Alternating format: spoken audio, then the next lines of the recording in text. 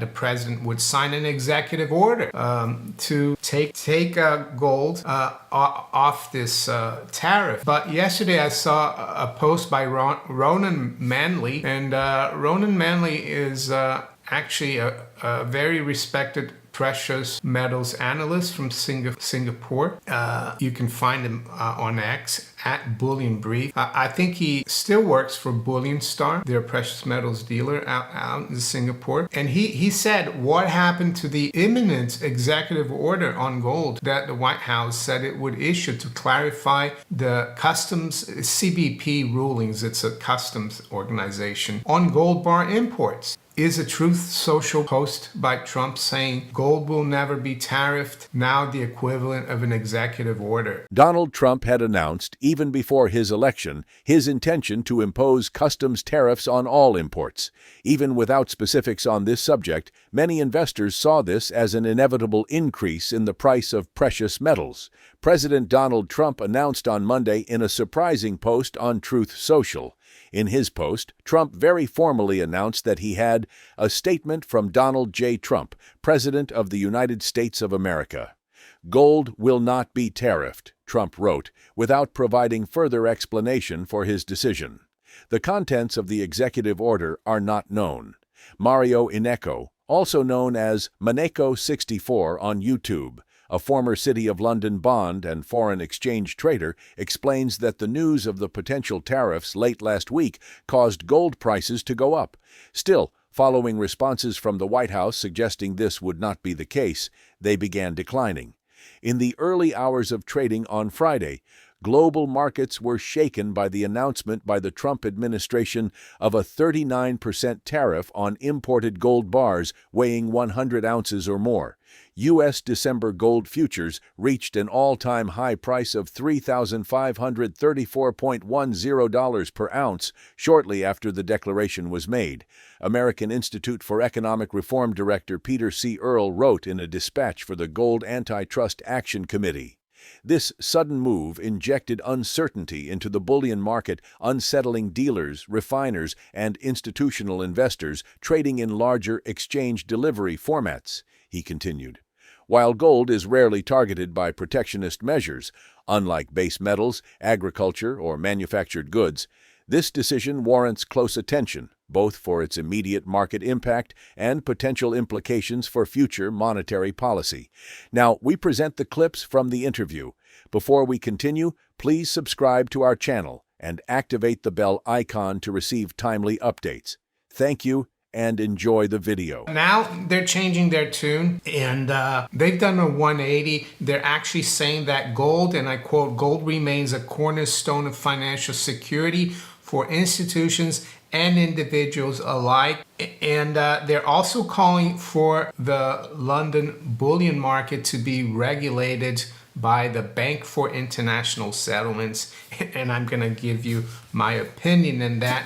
And I'm going to recommend this book about the Bank for International Settlements, aka BIS. And you will see why I think it's a really bad idea, but it's not surprising. It's the FT, right? Before I go further, just wanted to show you, we've got a brand new mug, brand new design, which I received yesterday in the post. It's a Sound Money Stacker mug. We trust in metal, and it's got, well, it looks like Rudy, doesn't it? On top of his bullion bars and coins.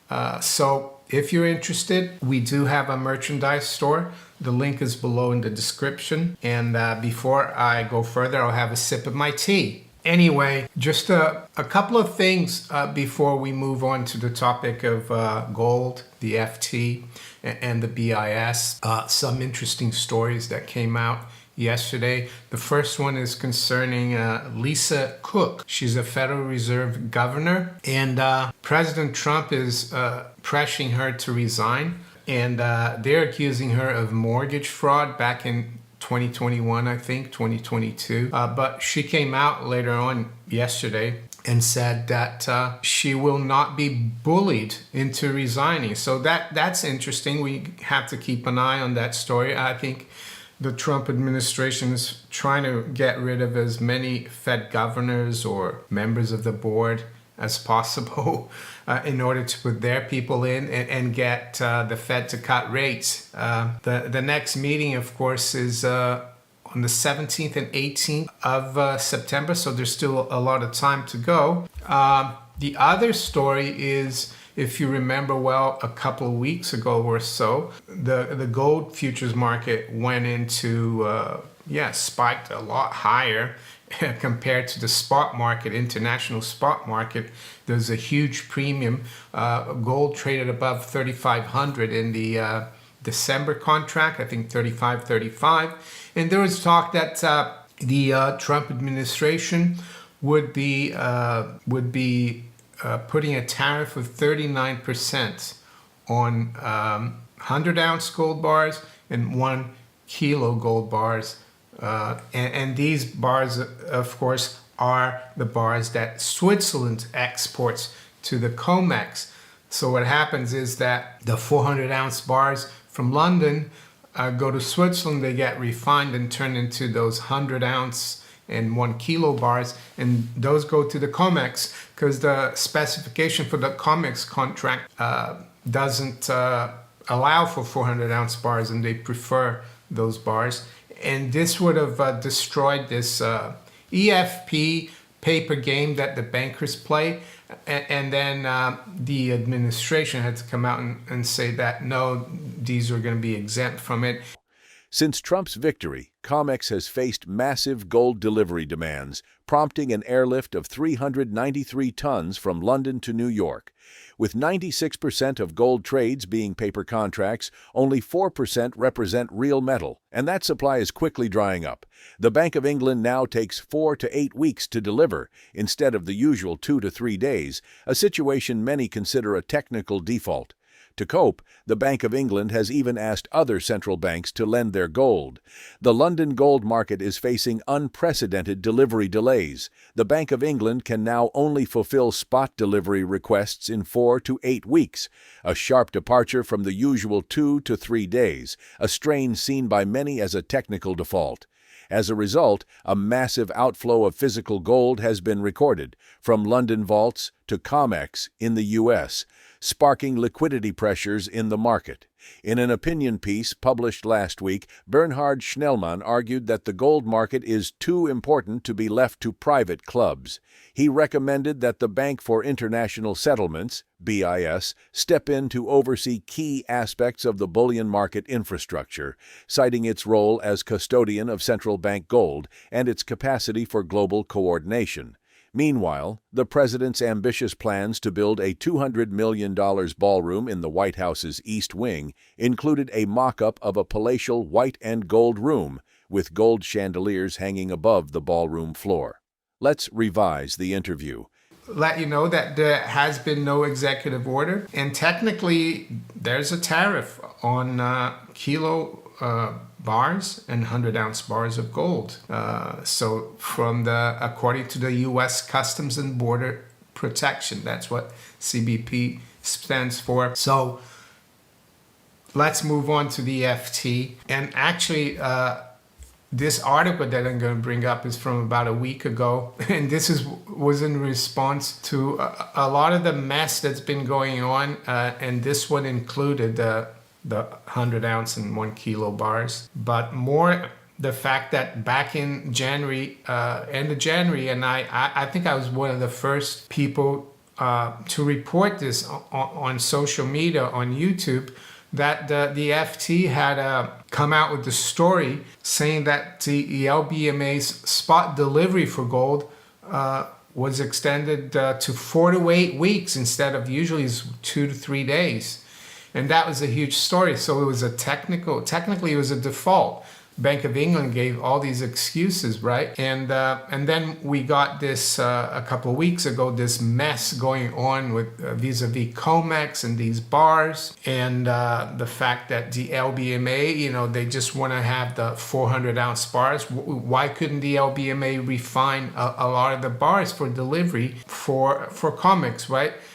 And so we've got an article here. It is an opinion, so maybe the FT doesn't have the same opinion, but they wouldn't be putting this guy on here if they didn't believe this to be so, and that's why I'm saying that the FT has changed its tune, and it has to, of course, and we're gonna look at this in a second. But so yeah, exactly a week ago, Bernhard Schnellman published this. He said the gold market is too important to be left to private clubs. The institutions underpinning the trading and storage of the precious metals remain opaque and under-regulated. This is what Mr. Schnellman, Mr. Fastman, Schnell in German, says. He says the ECB's call to assess risk related to the gold market should be taken seriously.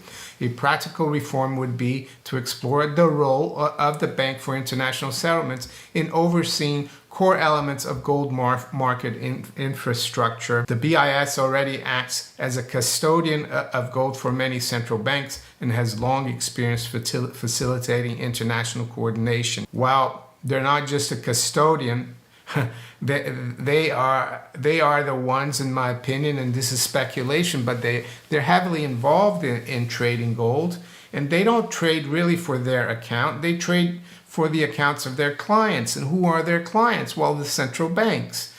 So this is going to make the gold market, the bullion market, even more opaque.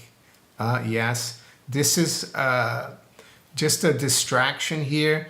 So what would make the gold market fair and open and transparent?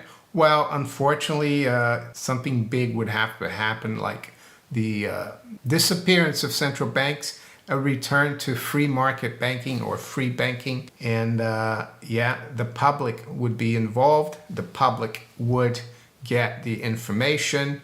Yeah, that's the only way, but we're not going to get the real deal from the BIS because they're one of the most opaque and private institutions on the planet. The unfolding situation highlights the fragility of the global gold market, where paper trading far outweighs physical supply, and policy shifts can send shockwaves through prices and liquidity. With Trump's tariff stance still unclear, delivery bottlenecks in London, and growing calls for BIS oversight, the future of gold trading remains clouded by uncertainty. Could BIS oversight truly improve transparency in the gold market, or would it only deepen secrecy? If physical shortages persist, how high could gold prices realistically climb in the near term? Kindly contribute to the conversation by posting a comment below with your thoughts. Please like and subscribe if you found this helpful video for future updates. Thank you for supporting our channel and taking the time to watch.